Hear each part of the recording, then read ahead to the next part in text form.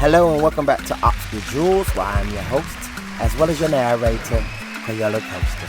And today we'll be reading from Frosty the Snowman by Diane, Muldrow, cover illustrated by Robbin, Cuddy, interior illustrations by Josie.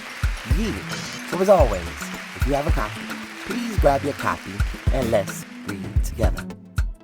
It all started with the snow. The first snow of the season. As every child knows, there's a certain magic to the very first snow. And when it falls on the day before Christmas, something wonderful is bound to happen. Children, back to your seats, called the teacher. The snow can wait. I've hired Professor Hickle, the magician, to entertain us for our Christmas party. Unfortunately, Professor Hickle was just about the worst magician in the world. And so I put the eggs into my magic hat, said Professor Hickle. Abracadabra, and voila, the eggs have turned into a mess.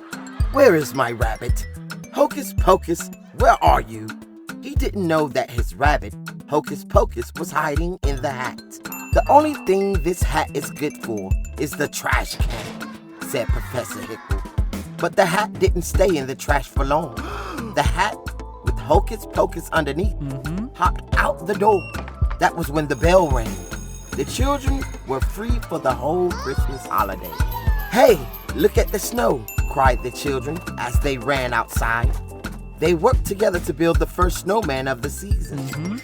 Once the children had given him eyes, a nose, and a mouth, it was time to name him. How about Frosty? Asked Karen. Frosty the Snowman. The children danced around Frosty as they sang about his button nose and his eyes made out of coal. Come back here, you, cried Professor Hickle, chasing Hocus Pocus. Suddenly, a gust of wind blew the hat onto Frosty's head. Happy birthday, said the snowman. Karen gasped and said, that hat brought Frosty to life. It must be magic. When Professor Hickle heard that, he wanted the hat back. But it's not yours anymore, protested Karen. This hat will make me a millionaire, said the greedy magician. Taking the hat back, Hocus Pocus felt that the hat really did belong to Frosty. So he hopped back to Frosty and the children as fast as he could to return the magic hat. Happy birthday, said Frosty, again as soon as the hat was placed on his head. Hey, I said my first words. I'm alive. What a neat thing to happen to a nice guy like me. The magic hat made Frosty dance around. The children cheered as Frosty began to laugh and play with them. There had never been such a wonderful winter day. When the sun peeked out from behind the clouds, Frosty exclaimed, "Oh, I'm all wishy-washy. I'm starting to melt."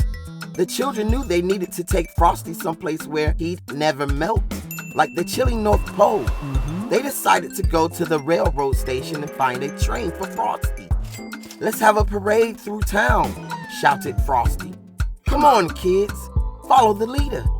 All too soon it was time for the train and Frosty to leave. "I'll go with you, Frosty," said Karen. "I'm sure I'll be back in time for supper." Karen, Frosty, and Hocus Pocus jumped into a refrigerated boxcar on a freight train headed north. No one saw Professor Hickle sneak under the train car and hold on. A refrigerated boxcar is a splendid way to travel. Splendid, that is, if one is a snowman or a furry-coated rabbit. But for a little girl like Karen, it was just too cold. So when the freight train made a stop, Frosty got them all out. No one saw Professor Hickle jump off too. Frosty took Karen and Hocus Pocus to a wooden glen, where they found animals decorating the trees for their big celebration. They knew Santa Claus was coming that night. After Hocus Pocus spoke to the animals, they agreed to build a campfire to keep Karen warm. But it didn't take long for Professor Hickle to catch up with the friends. "Get on my shoulders, Karen," cried Frosty. Frosty, since he was made of snow, was the fastest belly whopper in the world. Soon he and Karen were sliding down a hill. leaving that greedy Professor Hickle far behind. At the bottom of the hill was a tiny greenhouse for growing tropical poinsettias for Christmas. It was the perfect place for Karen to stay warm. Frosty, you'll melt in here, warned Karen. I'll only stay inside for a minute, Frosty assured her. But that nasty Professor Hickle caught up with them once again. He locked the door, trapping the friends inside.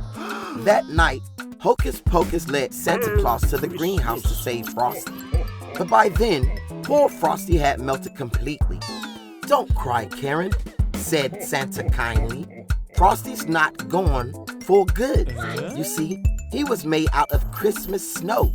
You can bet your boots that when a good, jolly December wind kisses it, it'll turn into Christmas snow all over again. Just watch. Santa opened the door, and when the wind whirled in and out, Frosty was back. Santa was about to place the magic hat on Frosty's head when Professor Hickle shouted, I want that hat, and I want it now. Santa replied, if you touch this hat, I'll never bring you another Christmas present. Go home right now and write, I am very sorry for what I did to Frosty 100 zillion times. Then maybe, just maybe, you'll find something in your stocking tomorrow morning.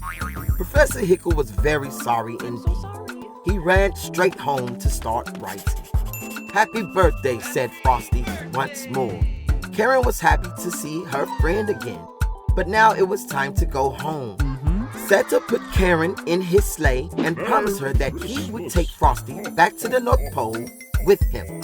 Karen hated to say goodbye to Frosty, but Santa said that Frosty could return every year with the magical Christmas snow. Frosty waved goodbye as he hurried on his way. He shouted a promise to return the following Christmas, and every year he did just that. Merry Christmas. The end. And that was Frosty the Snowman by Diane Muldrow. Cover illustrated by Robbin, Cuddy. Interior illustrated by Josie. So as always, thank you all a million times for tuning in, liking, subscribing, sharing, all the above. And until next time, always and forever keep reading. Thank you.